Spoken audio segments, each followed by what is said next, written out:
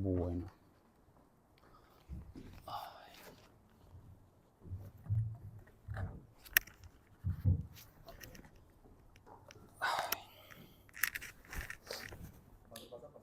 Sí, señor.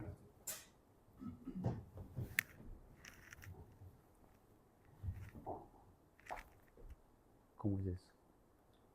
Listo. Bueno, buenos días.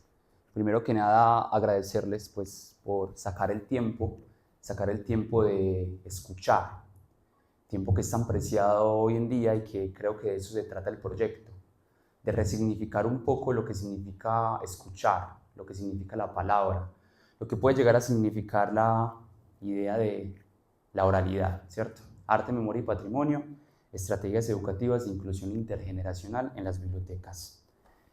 Bueno, así.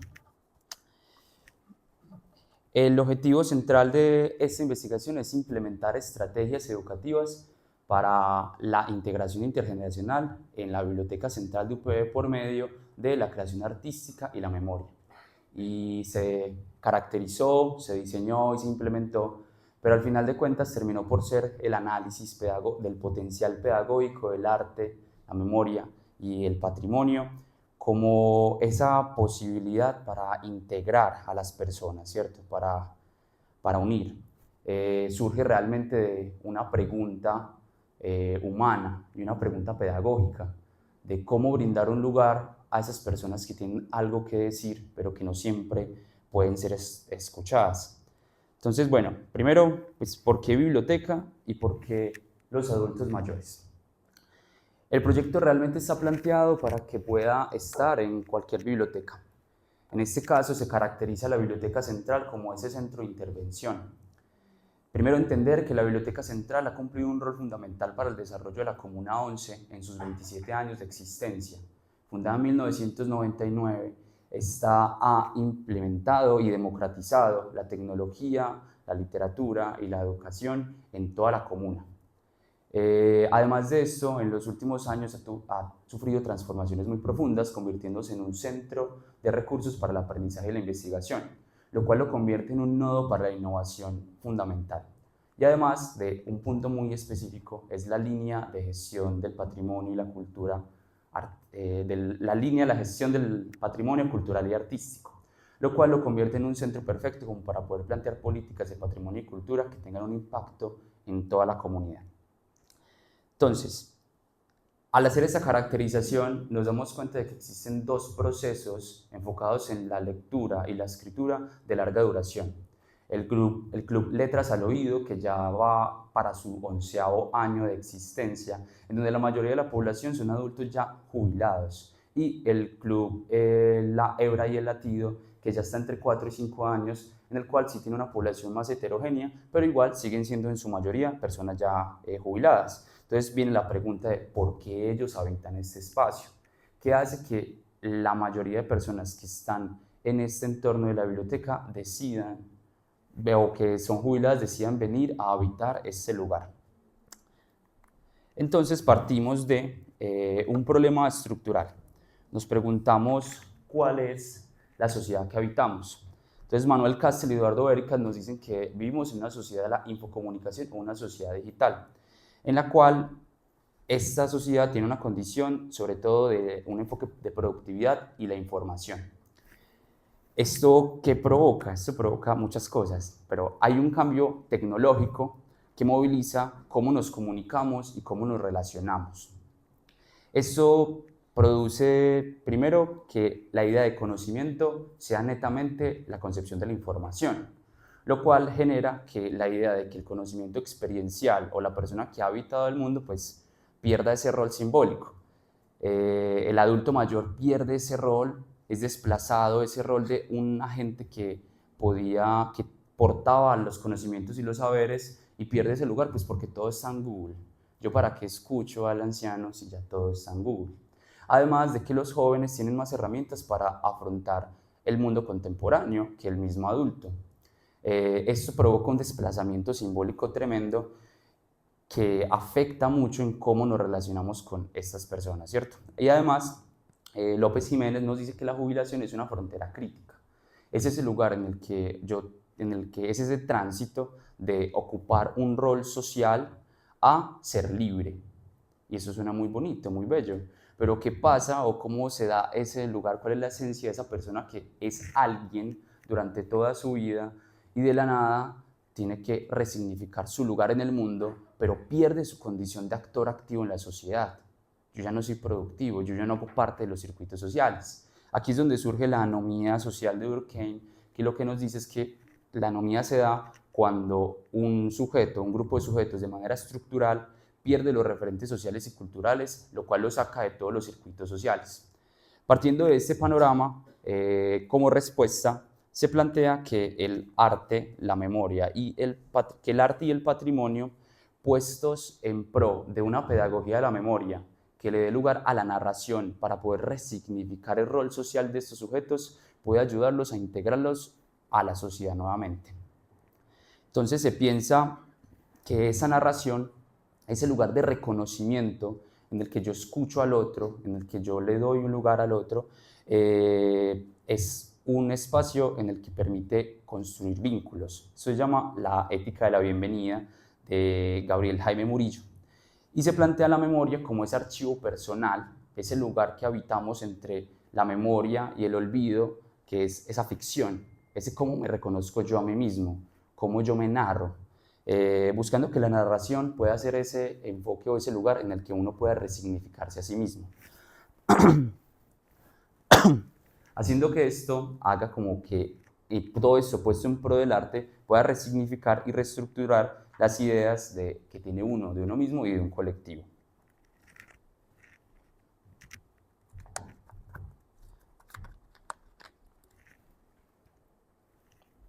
Ese aire está muy duro. Bueno, entonces la intervención consistió en una actividad llamada Culebrero a tus zapatos. Culebrero a tus zapatos fue una intervención de 9 sesiones en el cual se utilizaron los heterónimos de Fernando Pessoa como un recurso creativo para poder explorar otras versiones de uno mismo, ficcionalizarte a ti, poder tener una coraza que permitiera contar tus propias historias, pero desde un lugar otro. Esto se dio en un tránsito primero de la escritura creativa, luego pasando a la oralidad, llegando incluso a la performatividad y terminando y culminando con una activación sociocultural en un espacio público, como un espacio abierto como lo fue el Boulevard. Estas personas, adultos mayores, jóvenes, adolescentes, se disfrazaron, crearon historias, cuentos y salieron al Boulevard a hacer cuentería y terminaron involucrando a otras muchas personas que improvisando decidieron salir también a hacer esto. Los resultados de esto fueron que emergieron liderazgos muy potentes. Se creó una red de apoyo y de confianza entre estas personas. Se creían, se escuchaban, se sentían parte de sí. Lo cual, desde un enfoque discursivo, siempre buscó apelar a que ellos eran actores activos en la biblioteca, que pueden apropiarse del espacio, que pueden hacer parte de ese lugar. Entonces la gente no escribió historias, sino que empezó a habitar su propia voz y su propio recuerdo de sí, a reconfigurarse simbólicamente. Pero bueno, entonces no todo es tan perfecto y aunque la experiencia haya sido muy satisfactoria, hay lugares de tensión muy importantes a tener en cuenta. Uno de ellos es que aunque la memoria sea ese lugar que permite conectar, también es ese espacio que puede abrir vulnerabilidades. Puede darse el lugar o la situación de que surja una crisis o de que alguno de los participantes se vea afectado por algo que tal vez es un recuerdo traumático para él. Además, en el proceso, la oralidad puede llegar a cruzar ese umbral de la exposición, el miedo escénico. Pueden haber personas que no tengan la capacidad de pararse al frente.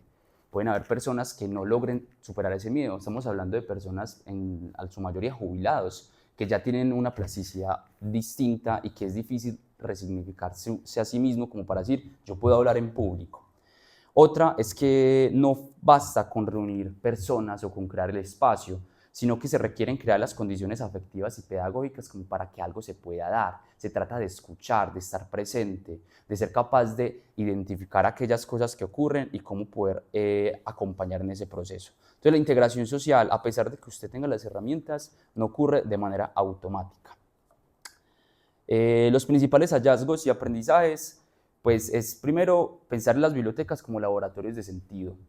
Intentar imaginar que, bueno, ya no tienen que ser necesariamente repositorios de información, para eso están los computadores y las bases de datos, sino que las bibliotecas, en especial en la ciudad de Medellín, pueden llegar a tener ese rol de laboratorios o lugares que dinamizan la cultura y que le abren las puertas al otro para poder construir y crear nueva información partiendo de eso que ellos son.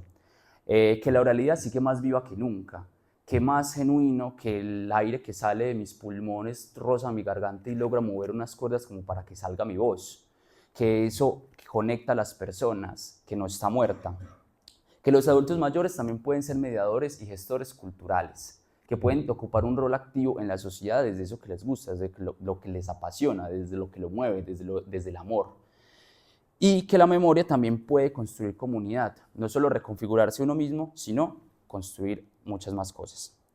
Entonces, ¿qué se puede afirmar de esto? Yo creo que hay muchas conclusiones que van saliendo a la luz, pero además quisiera destacar los heterónimos como ese espacio que facilitan la exploración, no veo, la exploración generacional y que puede fortalecer vínculos. La apropiación social nace del reconocimiento del otro, de la escucha, de ese lugar que se le da y se le brinda. Y para concluir, si me lo permiten, se pide pues en futuras intervenciones una mejor caracterización de los grupos. El enfoque del patrimonio tuvo que dejarse de lado porque no había experiencias compartidas, no había ese lugar común en el cual pudiéramos identificar esos recursos inmateriales o culturales de una sociedad. Acompañamiento psicosocial, ser conscientes de que si vamos a trabajar temas de la memoria pueden haber crisis, tienen que haber rutas para poder acompañar a estas personas. Estrategias para el miedo escénico, creación de archivo audiovisual y una continuidad del proceso. Esos procesos de manera aislada simplemente generan una bonita experiencia, pero si hay una continuidad o se plantean esas estrategias para muchos lugares y muchos enfoques, pues se puede llegar a generar procesos de animación y dinamización cultural en los que la biblioteca no se pueda percibir como un paisaje cultural, un lugar en el que respiramos eso vivo que es la cultura. Yo creo que lo más importante fue que las personas se sintieran escuchadas, fue crear ese espacio para que algo acontezca, que la pedagogía o la educación no es simplemente crear los espacios, sino escuchar, encarnar, estar ahí, estar presente. La inclusión empieza cuando alguien siente que tiene un lugar seguro el cual puede habitar, cuando ahí, en ese espacio, puede sentirse parte de. Y más allá de resultados académicos, este proyecto trató de algo muy simple, que fue construir espacios para que las personas se sintieran escuchadas, relacionadas y un lugar en el que deseábamos que estuvieran. Entonces, a veces las personas no saben la herencia que tienen y este proyecto busca resignificar eso. Muchas gracias.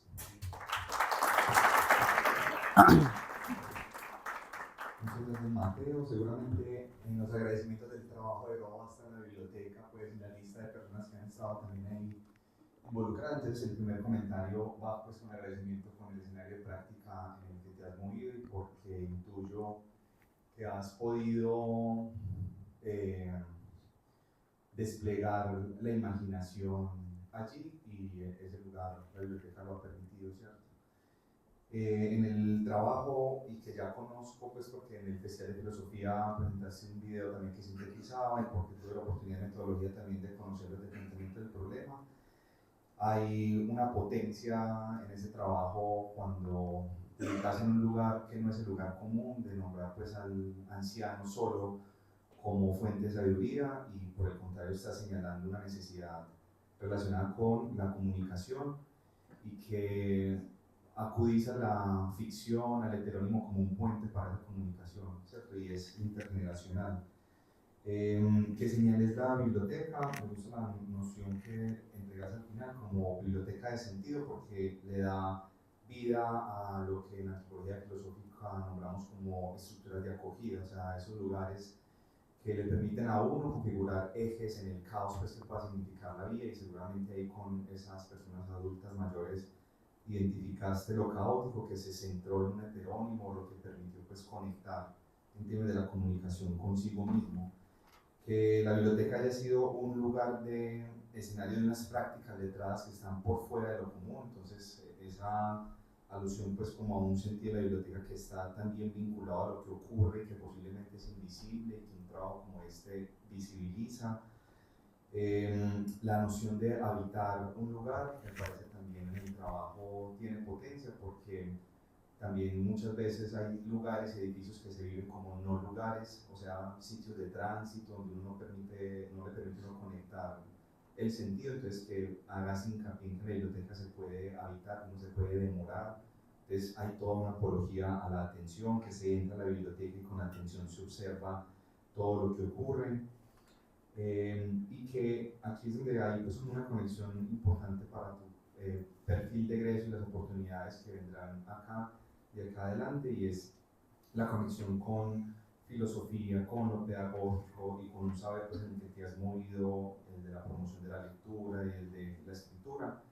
Y es que la narración tiene aquí una potencia filosófica y es que permite ir hacia el sí mismo, o sea, se da ese tránsito que enriquece el nombre como triple mímesis. Se habla de sí mismo, pero hay todo un rodeo que va hacia la ficción, porque es desde en esa ruta que es posible ir a la esencia, y que creo que lo viviste y me lo contabas en algún momento cuando el heterónimo le permitía a ese adulto conectarse y sanar tal vez heridas y tal vez, ¿cierto?, volver a instaurar un sí mismo más potente. Entonces, te felicito y también pues aprecio que sean los compañeros de la biblioteca, que digamos se fortalezca esa conexión con la facultad y con otras, pues porque es posible vía la imaginación hacer lo que queramos pues, en los espacios de la universidad. Muchas gracias. Vamos a darle el espacio a Ana.